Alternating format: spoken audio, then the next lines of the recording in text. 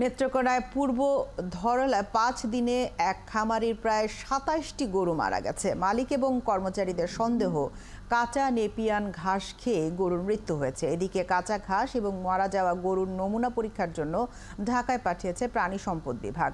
ফলাফল পাবার পর জানা যাবে কি হয়েছে। সুব্রত সুমনের তথ্য ও ছবিতে প্রতিবেদন।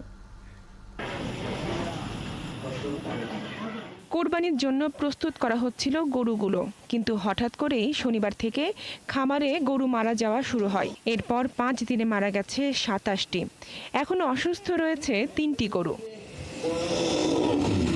২০২০ সালে ২৬টি গরু দিয়ে তাওজিদ এগ্রো খামারটি চালু হয়েছিল। ৪ বছরে গরুর সংখ্যা বেড়ে দাঁড়ায় ২০৩-এ। যত্নের কমতি না থাকলেও এতগুলো গরু কেন মরে গেল জানেন না খামারের মালিক। এই পর্যন্ত মারা গেছে ২৭টা। এর মধ্যে আপনার দুধের গাভী আছে 2টা, আর প্রেগনেন্ট গাভী আছে 1টা, আর হচ্ছে যে আপনার ছোট বাছুর মারা গেছে 2টা, আর বাকি সবই সার, মোটামুটি বেশ বড় বড় সার। খামারের কর্মচারীরা জানান, প্রতিদিনের মতো শনিবার গরুগুলোকে কাঁচা নেপিয়ার ঘাস খেতে দেওয়া হয়। এরপর রাতেই গরু মারা যেতে শুরু করে। আমরা 9টা দিকটা গরুর খাবার দিছি। খাবার দেওয়ার পরে 10টা দিকটা দিয়ে গরুর শ্বাসকষ্ট আবার নালা করতেছে। ডাক্তারে ফোন টোন করে আনছি, আনলে তারাও দেখছে, দেখে ট্রিটমেন্ট করতেছে। পরের দিন সকাল থেকে মারা 2টা গরু মরিয়াছে।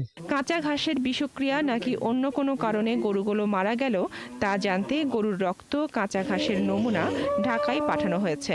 আমরা মৃত গবাদি পশু তখন স্যাম্পল কালেকশনের জন্য পাই নাই, যার জন্য আমরা কিছু স্যাম্পল ইন্টারনাল অর্গান আমরা নিতে পারি নাই। আমরা খাদ্য সংগ্রহ করেছি এবং ব্লাড কালেকশন করে সেগুলো আপনার কনফার্মেটরি ডায়াগনোসিসের জন্য ঢাকায় প্রেরণ করেছি।